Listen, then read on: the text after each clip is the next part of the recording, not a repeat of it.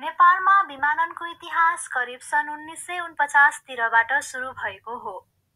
त्यो बेला एउटा सानो बिचक्राफ्ट बोनान्जा विमानले पहिलो पटक गौचर विमानस्थल, हालको त्रिभुवन अन्तर्राष्ट्रिय विमानस्थलमा अवतरण गरेको थियो। त्यो समय कुनै पक्की रनवे थिएन, न त भवन वा टावर। साधारण घाँसे मैदानमै पहिलो पटक जहाज अवतरण गरिएको थियो।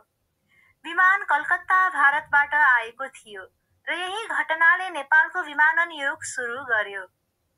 त्यसपछि नेपालमा हवाई यात्राप्रतिको रुचि बढ्न थाल्यो। सन् 1958मा रोयल नेपाल एयरलाइन्स (आरएनएसी) स्थापना भयो, नेपालकै पहिलो एयरलाइन्स।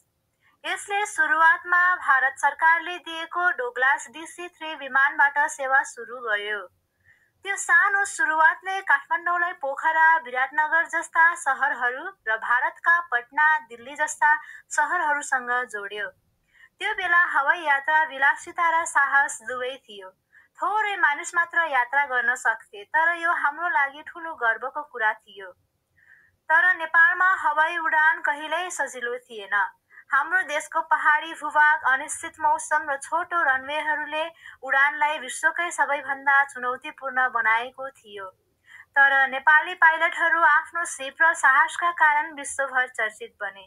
लुक्ला, जोमसोम, डोल्पा, सिमिकोट जस्ता ठाउँहरूमा विमानस्थल बने, जसले बाटो नभएका दुर्गम गाउँहरूलाई देशसँग जोडिदियो।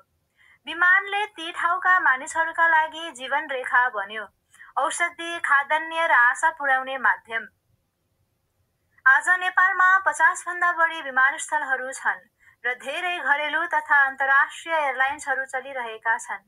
हाम्रो मुख्य केन्द्र त्रिभुवन अन्तर्राष्ट्रिय विमानस्थल नेपाललाई विश्वसँग जोड्छ र अब गौतम बुद्ध अन्तर्राष्ट्रिय विमानस्थल, भैरवा र पोखरा अन्तर्राष्ट्रिय विमानस्थलसँगै नेपाल नयाँ युगमा प्रवेश गर्दैछ। यसरी सानो घाँसे मैदानबाट सुरु भएको नेपालको विमानन आज अन्तर्राष्ट्रिय स्तरमा पुगेको छ। यदि तपाईलाई यो भिडियो मन पर्यो भने लाइक, शेयर र सब्स्क्राइब गर्न नबिर्सनुहोस्। धन्यवाद।